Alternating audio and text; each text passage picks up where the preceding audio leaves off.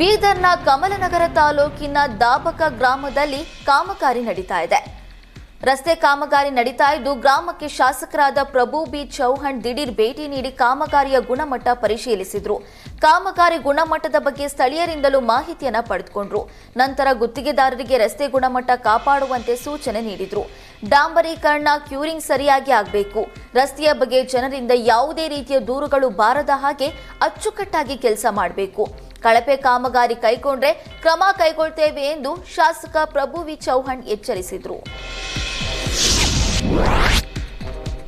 ಅಪರೂಪದ ಪ್ರಭೇದದ 2 ತಲೆ ಹಾವೊಂದು ಸಂಡೂರಿನ ಪಿಡಬ್ಲ್ಯೂಡಿ ಗ್ರೌಂಡ್ ಬಳಿ ಕಂಡುಬಂದಿದೆ. ತಾರಾನಗರ ಗ್ರಾಮದ 2 ತಲೆ ಹಾವನ್ನ ಸ್ಥಳೀಯರು ರಕ್ಷಣೆ ಮಾಡಿ ಅರಣ್ಯ ಪ್ರದೇಶಕ್ಕೆ ಬಿಟ್ಟಿದ್ದಾರೆ.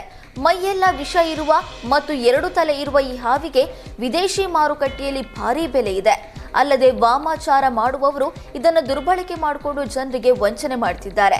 ಹೀಗಾಗಿ 2 ತಲೆ ಹಾವನ್ನ ಹಿಡಿದು ಮಾರಾಟ ಮಾಡ್ತಾರೆ. ಸ್ಥಳೀಯರು ಹಾವನ್ನ ರಕ್ಷಿಸಿ ಪರೋಪಕಾರ ತೋರಿದ್ದಾರೆ.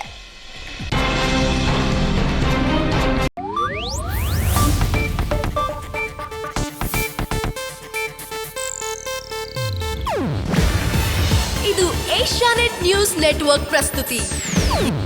ನೀವು ನೋಡ್ತಿದ್ದೀರಾ ಏಷ್ಯಾನೆಟ್ ಸುವರ್ಣ ನ್ಯೂಸ್.